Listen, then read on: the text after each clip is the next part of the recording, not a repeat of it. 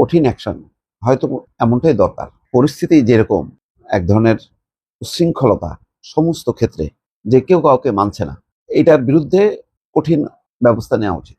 সেটাই হয়তো নেওয়া হয়েছে।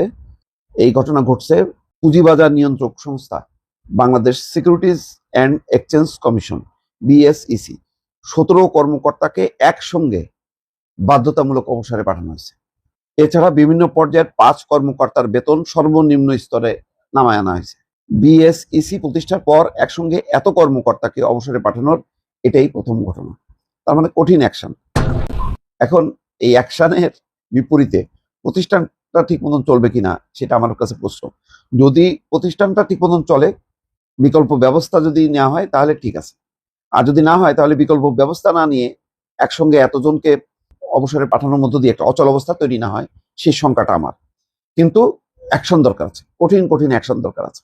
বলা হচ্ছে গত বছরের 5ই মার্চ বিএসইসি তৎকালীন চেয়ারম্যান খন্দকার রাশেক মাকসুদ এবং অন্য কমিশনারদের কয়েক ঘন্টা অবরুদ্ধ করে রেখে নাজেহালের ঘটনায় সরকারের শীর্ষ পর্যায়ের নির্দেশে মোট 22 কর্মকর্তার বিরুদ্ধে এই ব্যবস্থা নিয়েছে বিএসইসি।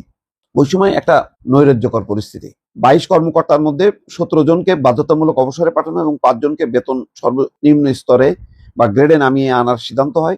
মঙ্গলবার বিএসইসির পক্ষ থেকে এই সিদ্ধান্ত নেওয়া হয়। অত্যন্ত সতর্কতা ও গোপনীয়তার সঙ্গে বিএসইসি সরকারের এই নির্দেশ পালন করে। বিএসইসির সাবেক চেয়ারম্যান ও কমিশনারদের অবরুদ্ধ এবং নাজেহালের ঘটনায় 17 কর্মকর্তার বিরুদ্ধে গত বছরের 6ই মার্চ রাজধানীর শেরেবাংলা থানায় মামলা হয়। বিএসইসির তৎকালীন চেয়ারম্যান খন্দকার রাশেক মাকসুদের নিরাপত্তায় নিয়োজিত গানম্যান আশিকুর রহমান বাদী হয়ে এই মামলা করেছিল। যাই হোক, ঘটনা হয়েছে সরকারি প্রতিষ্ঠানগুলোতে, যেটা 5ই আগস্টের পর এক ধরনের সর্বস্তরে কর্মকর্তা কর্মচারী তারা বেপরোয়া একটা মনোভঙ্গি, যে কোনো কিছু আর মানব না, সমস্ত কিছুতেই বিক্ষোভ, যে কোনো ঘটনা ঘটলেই রাস্তায় নেমে অবরুদ্ধ করা, এইরকম একটা নৈরাজ্যকর পরিস্থিতি। এই নৈরাজ্যকর পরিস্থিতির মধ্য দিয়ে কিছু মব কালচারও তৈরি হয়, বিভিন্ন মানুষকে হামলা করা, ব্যবসা প্রতিষ্ঠান ভাঙচুর করা, এমন একটা বিশৃঙ্খল অবস্থায় তখন থেকে বলা হচ্ছিল যে কঠিন কঠোর ব্যবস্থা নেওয়া। তো আজকে বিলম্ব হলেও তদন্ত করে সরকার একটা ব্যবস্থা নিয়েছে। আমি মনে করি এটা সঠিক ব্যবস্থা, এবং এইগুলি দৃষ্টান্ত স্থাপন না হলে সরকারি প্রতিষ্ঠানগুলো চলবে না, এবং চলছেও না। বহু জায়গায় বহু সংস্থা কর্পোরেশন কার্যত আসলে জিম্মি হয়ে আছে।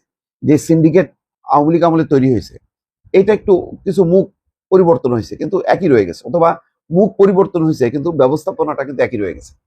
যার কারণে প্রতিষ্ঠানগুলোর মধ্যে যে খুব বৈপ্লবিক কোনো পরিবর্তন আসছে সেটা কিন্তু বলা যাবে না। এখন দেখা যাক সরকার আস্তে আস্তে পরিস্থিতি তার নিয়ন্ত্রণে নিয়ে আসতে পারে কিনা।